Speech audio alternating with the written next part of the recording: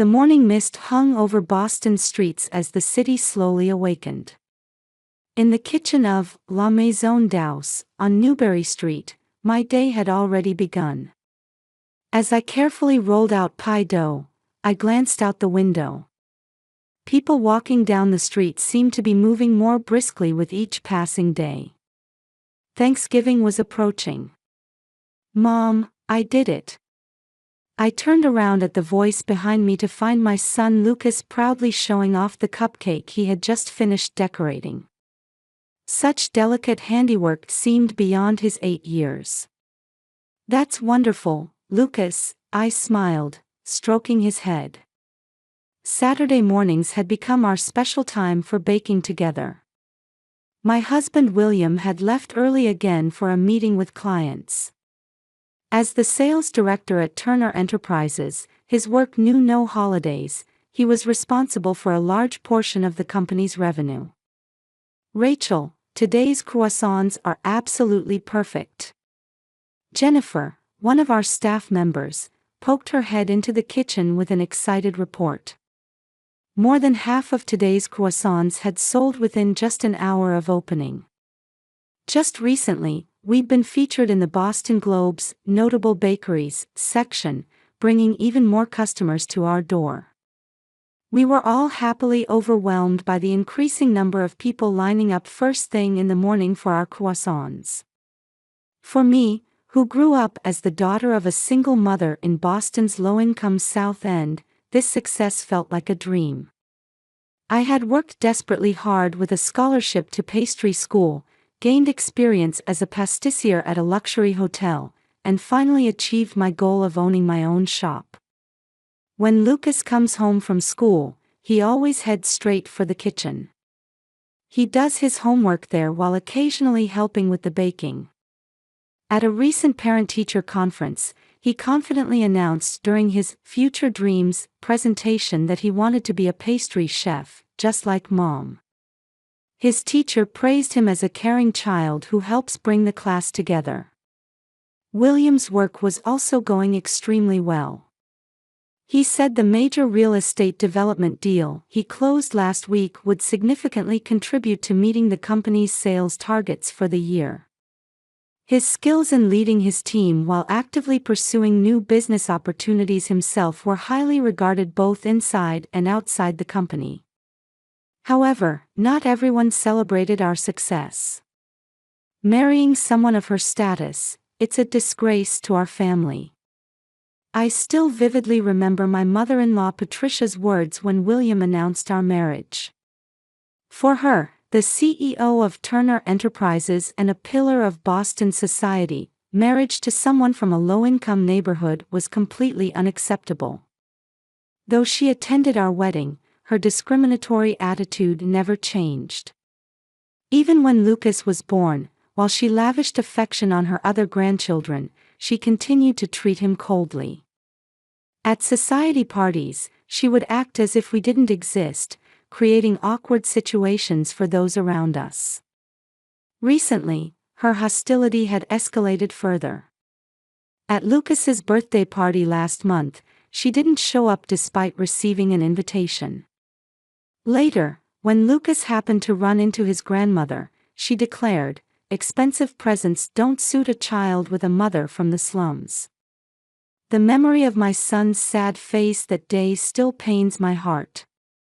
Then yesterday, we received an invitation to Thanksgiving dinner, the Turner family's traditional annual gathering. Every year at this time, tension builds. "You don't have to go," William said, but I shook my head. "I want to get along with Grandma," Lucas said at the dinner table, hope shining in his eyes. I couldn't easily dismiss such an innocent wish. "Let's go," I decided. William's face showed concern, but understanding our son's wishes, he nodded quietly. Thanksgiving morning brought an especially cold wind. The streets of the Chestnut Hill neighborhood, where well-dressed people hurried about, were already decorated for the holiday. Fallen leaves danced in the air, and maple trees were dyed a deep red. I had been baking an apple pie since early morning. More than consideration for my mother-in-law, it was my professional pride that wouldn't allow me to arrive empty-handed. "Mom, is my tie straight?" Lucas nervously adjusted his collar in the back seat. His new navy suit with the light blue tie I'd chosen looked perfect for the special occasion. A silver pin adorned his small breast pocket. "Perfect," I answered, glancing at his expression in the rearview mirror. His face showed a complex mix of tension and anticipation. William's profile in the driver's seat was also more rigid than usual. I could see his hands gripping the steering wheel tighter than normal. When we arrived at the Turner mansion, several luxury cars were already lined up in the parking lot. Bentley, Mercedes, and Rolls-Royce, all gleaming in the winter sunlight. The Victorian-style building seemed to radiate a special brilliance for the occasion. The red brick exterior, elegant arched windows, and meticulously maintained front garden all spoke to the Turner family's history and authority. Opening the front door, we were met with warm air and the savory aroma of roasting turkey. The spacious hall, illuminated by sparkling chandeliers, was already filled with relatives. The women wore designer dresses, the men in tailored suits. My blouse from a boutique felt distinctly out of place. William, Rachel, Robert, my father-in-law, greeted us warmly. His mild-mannered nature always prioritized family harmony. His gray suit seemed to express both his dignity as chairman and his gentle personality.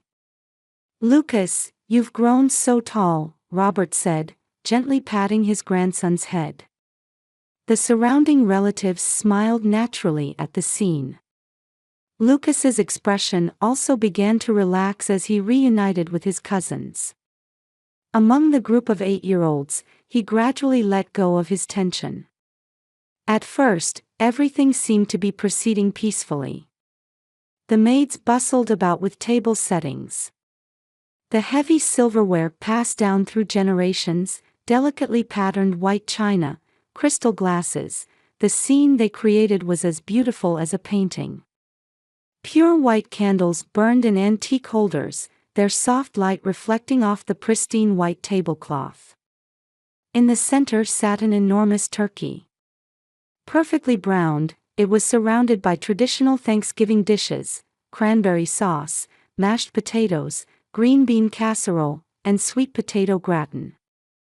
The dessert cart elegantly displayed my apple pie alongside pumpkin and pecan pies.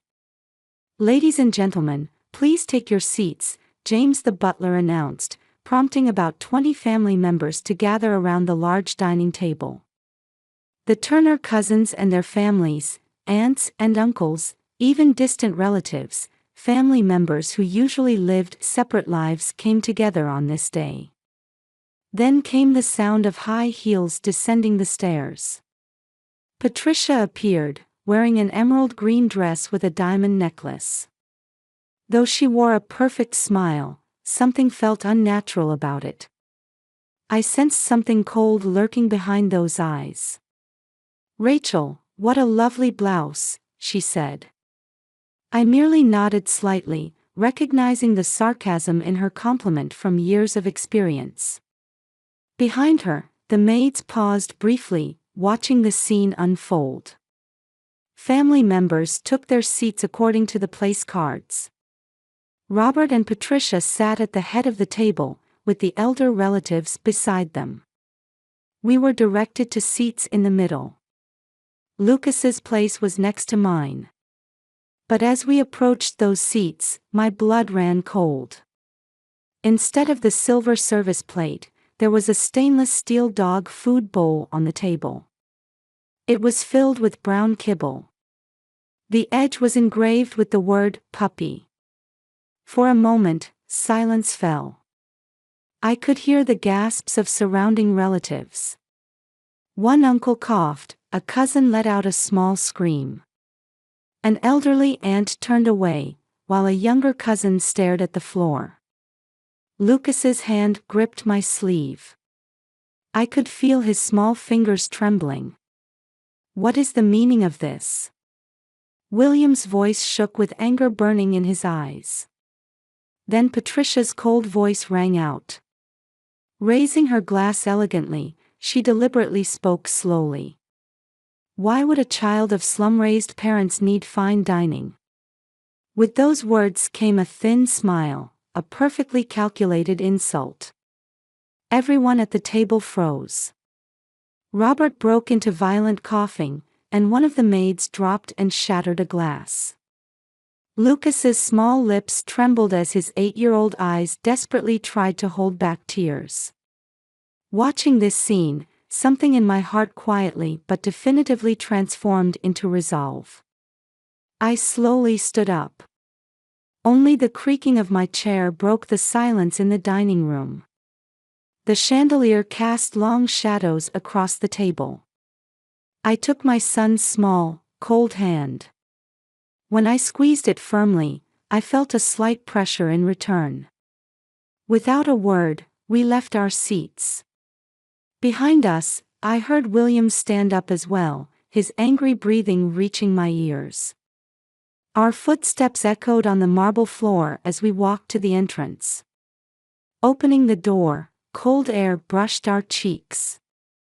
As I helped my child into the back seat, I could hear chaotic voices from inside the house. Aunt's voices of criticism, young cousins' agitated tones, and Robert's shouting. But no one came after us. No one tried to stop us until we got into the car. In the back seat, Lucas trembled slightly. Through the windshield, I looked up at the luxurious mansion. I could see several faces watching us from the second-floor windows. Behind the lace curtains, curious eyes followed us. Only the sound of the engine broke the Thanksgiving silence. On the drive home, no one spoke a word.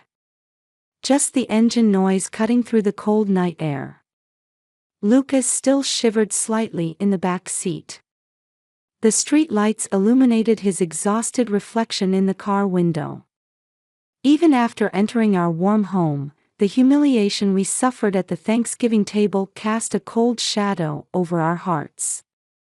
The living room lights, usually warm and welcoming, seemed to cast strange shadows tonight. "Lucas, let's get you in the bath," I said gently, putting my arm around his shoulders. He nodded silently, still unable to find the courage to speak. As I helped him out of his new suit, I felt his small back occasionally trembling. The fine fabric that should have been filled with his tension and excitement. I thought about what had happened tonight. Why did she need to be so cruel to an innocent child? As warm steam filled the bathroom, I gently washed his back. Usually talkative, he remained silent. That silence squeezed my heart. When we returned from the bathroom, he seemed to have regained some composure. After changing into his pajamas, I knelt before him as he sat on the bed. I watched his expression while carefully drying his hair. "I'm sorry, Mom," Lucas suddenly whispered. Those words clutched at my heart. "You've done nothing wrong," I said firmly, embracing him. Tears burst forth from his small body. The emotions he had been desperately holding back flooded out all at once. Warm tears soaked my chest. I just wanted to get along with Grandma. I slowly rubbed his back as he sobbed. I couldn't find words of comfort. I just felt his heart gradually calming in my warm embrace. "Your pastries are the best, Mom." I couldn't help but smile at those words as he wiped away his tears. I sat beside his bed and began reading his usual bedtime story. Exhausted, he fell into a deep sleep during the story. Though traces of tears remained on his sleeping face, his breathing was peaceful. I kissed his forehead lightly and was about to leave the room when I heard a small murmur in his sleep. "Mom." At that voice, I clenched my fists tightly. No matter what, I would protect this child. That determination solidified within me. Leaving the bedroom, I found William in the living room, staring intensely at his mobile phone. His expression showed an anger I had never seen before.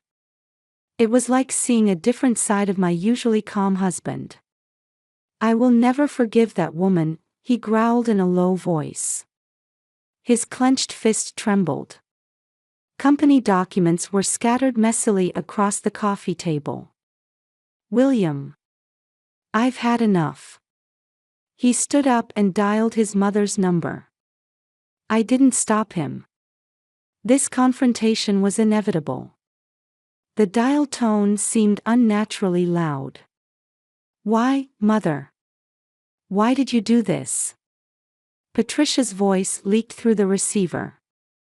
Words that sounded like excuses or defiance. Her voice still carried its usual arrogance. "You thought it was a joke. How can you dismiss such cruel treatment of an 8-year-old child as a joke?"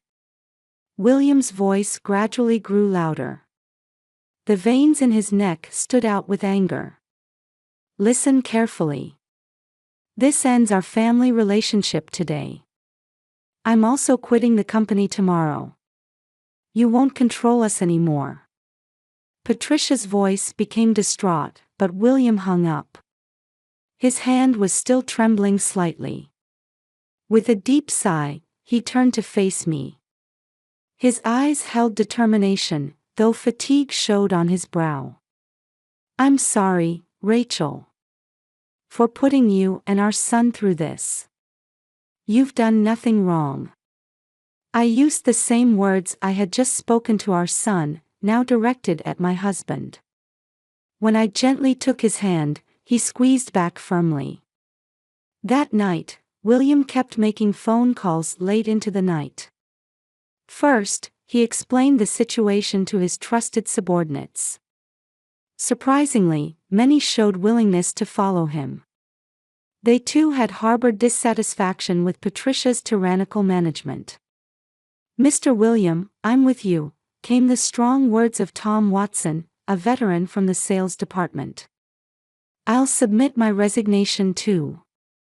Let's work together at the new company," young Sarah Chen declared without hesitation. As encouraging words continued to arrive, William's expression gradually softened. Next came confidential discussions with key clients. Despite the late hour, important clients answered his calls. Many companies who trusted William's sales abilities showed positive reactions to doing business with the new company. "We definitely want to continue working with you after your independence," said the CEO of Johnson Group, Boston's largest developer, giving us great hope. As the night wore on, the path to independence gradually became clearer. The next morning, major changes were already underway at Turner Enterprises headquarters. News of William's resignation spread throughout the company. Then excellent employees began submitting their resignations one after another. Long dissatisfied with Patricia's discriminatory behavior, they decided to join William's new company. "At this rate, the sales department will collapse," came a desperate report from Human Resources. "Major clients are requesting to review their contracts." Finance raised serious concerns. Patricia's outrageous behavior had begun to shake the entire company. A few days later, preparations for establishing the new company were steadily progressing. Office space had been secured in a prime location in Boston's financial district. Funding was also lined up from multiple investors. William's network of connections proved invaluable. Meetings with law firms, setting up IT systems, building the new organizational structure, through day and night preparations, the new company, William Turner Associates, gradually took shape. But on that quiet morning, an unexpected visitor appeared. "Open up, Rachel." Instead of using the intercom, the sound of someone banging directly on the door echoed. Patricia's distraught voice. Her shouting could be heard by the neighbors. Through a gap in the curtains, I could see a luxury car roughly parked by the curb. I quietly opened the door. There stood Patricia, in an unfamiliar state. "Why did you seduce my son and destroy our family?" Her designer suit was disheveled, her usually perfect makeup smeared. She waved her luxury handbag wildly, her face a mixture of anger and sorrow. The mask of social elite and Turner Enterprises CEO had completely fallen away. "Think carefully about who really destroyed the family," I answered calmly but firmly. Just then, we heard movement upstairs. Lucas must have woken up. "You treated your own grandson like a dog. Is that what family does?" Silence. "I won't listen to words from someone of your status." Then William's voice rang out from behind me. "That's enough, Mother." He stood at the door, stepping forward to shield me. My husband's straight-backed figure looked dignified. "Leave. Don't ever show yourself to us again." His voice carried unwavering determination. Patricia stared at her son as if looking at a stranger. For a moment, regret seemed to flash in her eyes. But that emotion was quickly hidden beneath her arrogant expression. "I have my pride too," she said in a trembling voice, then turned on her heel. We silently watched as she got into her luxury car. Her back had completely lost its former dignity. The sound of the door closing echoed quietly, like announcing the start of a new morning. Lucas came down from upstairs and took our hands. In those small hands, we felt hope for our new future. The hallways of Turner Enterprises had lost their former vitality. A week after William's departure, an unusual atmosphere enveloped the entire company. The office floor, once filled with employee energy, was now dominated by heavy silence. Over half of our major clients have requested contract reviews. This quarter's sales forecast is down 40% from last year, reported Finance Director Mr. Gray in a trembling voice at the board meeting. Before him lay a several-inch-thick report. The numbers written in red told the story of the company's critical situation. The decline in the real estate development division was particularly serious, with new project orders almost at a standstill. The turnover rate in the sales department has exceeded 70%. Most remaining employees are actively job hunting. With recent graduates declining their offers, next year's staffing plan has completely collapsed, came the serious report from Human Resources. Following William's departure, talented personnel continued to leave the company. The exodus of young employees was particularly notable, severely depleting the layer that should have been the company's future. Patricia tried to argue in her usual high-handed manner. But her voice lacked its former strength. Signs of fatigue showed through her makeup. "We've received a formal request from institutional investors to hold an emergency shareholders meeting. The agenda includes management restructuring," announced the legal director, causing board members to catch their breath. Pressure from major shareholders was increasing daily. The company's stock price had plummeted, continuing to set new all-time lows. Market capitalization had decreased by 30% in just 1 week. Suddenly, the conference room door burst open. "What is the meaning of this?" Robert stormed in holding a newspaper. The front page headline read, "Turner Enterprises CEO suspected of misappropriating company assets." The Boston Globe's thorough investigative report spread across 3 pages. The article detailed Patricia's misconduct. She had used the company's private jet for personal shopping trips, charging the company about $500,000 annually. The $2 million renovation of her Chestnut Hill home had been processed as company expenses. Furthermore, there was blatant discriminatory treatment of minority employees, opaque promotion criteria, harassment of female employees, and intentional demotion of non-white employees. Harassment of business partners was also reported in detail. Particularly her high-handed attitude towards small businesses, unreasonable price reduction demands, and intentional payment delays, actions that completely violated business ethics. All these allegations have been reported by whistleblowers with evidence. The Securities and Exchange Commission has already contacted us about an investigation, the legal director quietly added.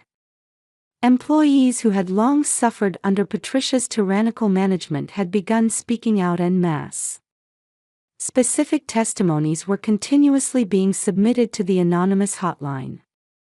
These were legitimate management decisions. Patricia's words had completely lost their former authority. Even in her designer suit, she no longer carried the air of a power holder. Then Robert spoke gravely. The conference room air instantly froze. "Patricia, you will step down as CEO." The conference room fell dead silent. "No, more than that, you'll leave management entirely. Enough is enough. We can't allow the company's reputation to be damaged any further." Robert's voice carried unprecedented strength.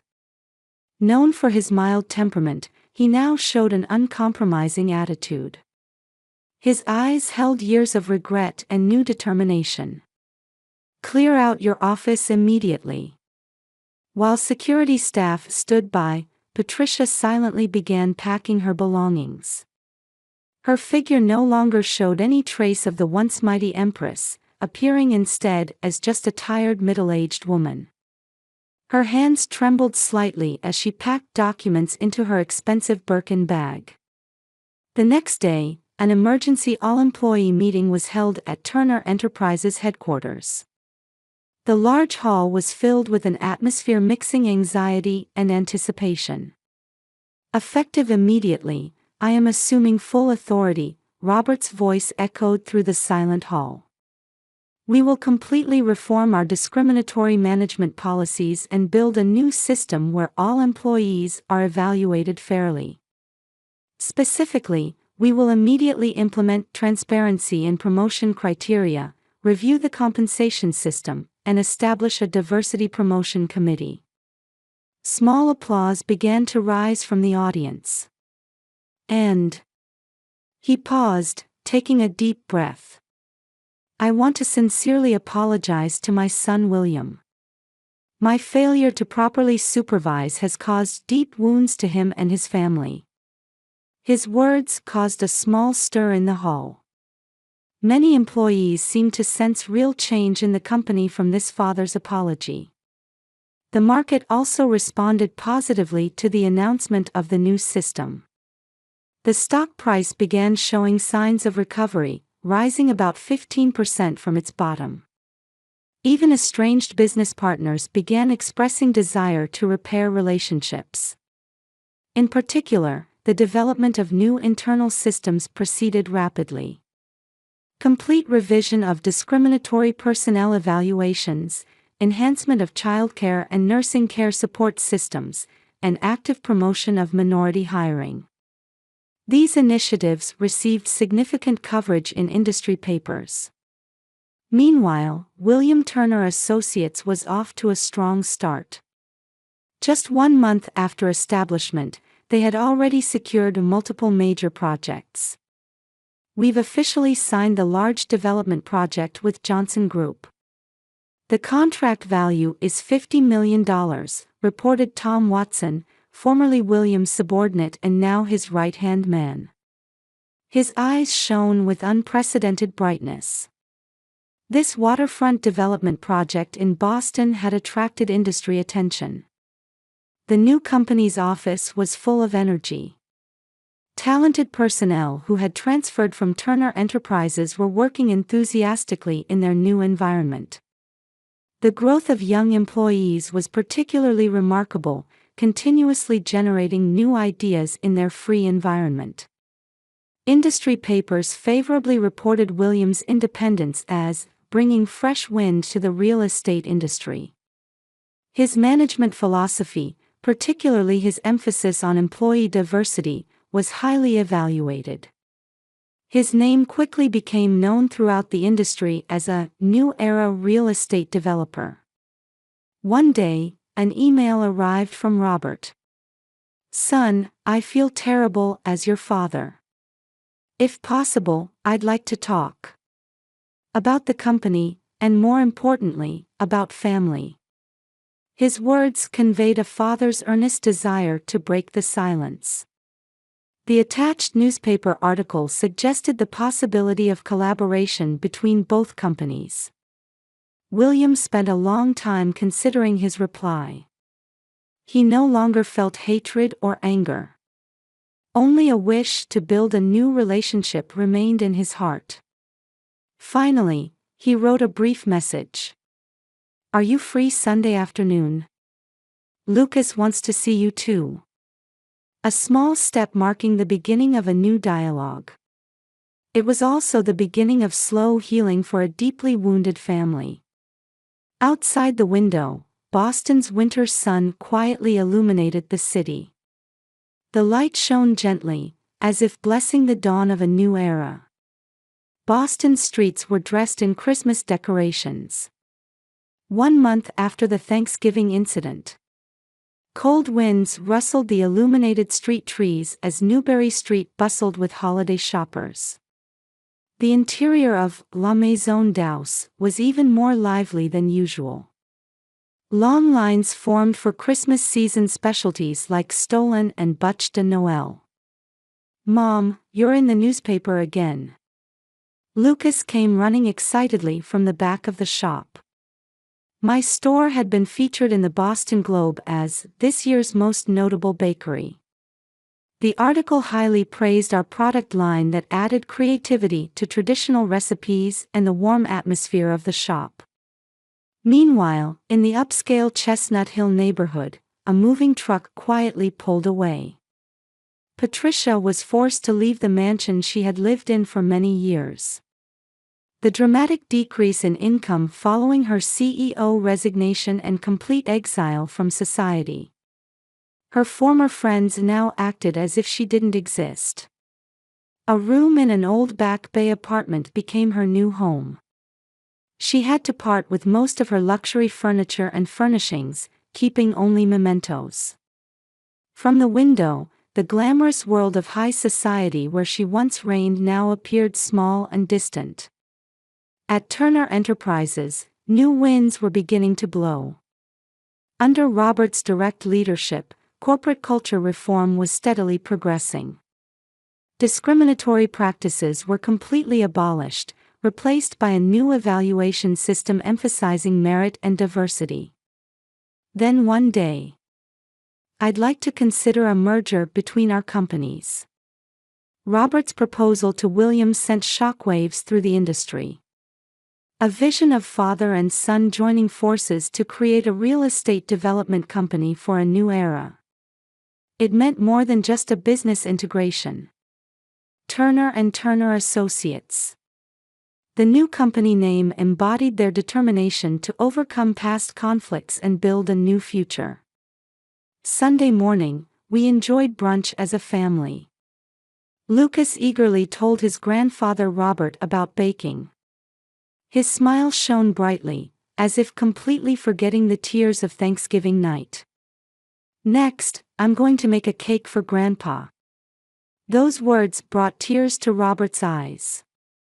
Williams and my relationship had also grown deeper through this ordeal. His decisiveness and kindness shown during the crisis had strengthened our bond. However, I sometimes think about Patricia, living alone in her Back Bay apartment. They say she sits by the window on holiday afternoons, watching families pass by on the street. Holding an expensive wine glass, quietly reflecting on her former glory. As brilliant Christmas illuminations decorated the city, Everything had changed, and something new was about to begin.